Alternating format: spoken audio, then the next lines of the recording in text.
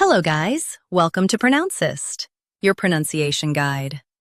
Today we will learn how to pronounce the word shown on the screen, superfluous. First, let's hear its American pronunciation. Superfluous, superfluous. Now, read the syllables of U.S. pronunciation shown on the screen naturally. Superfluous, superfluous.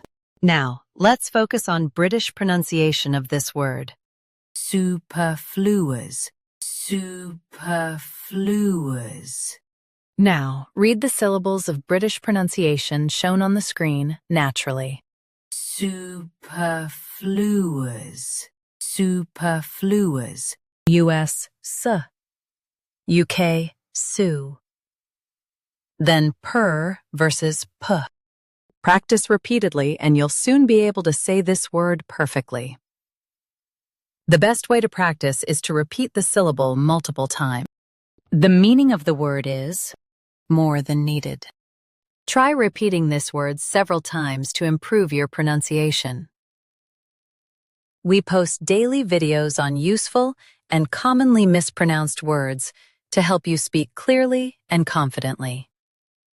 Save this video and subscribe to Pronouncist for more pronunciation guides. Thanks for watching us.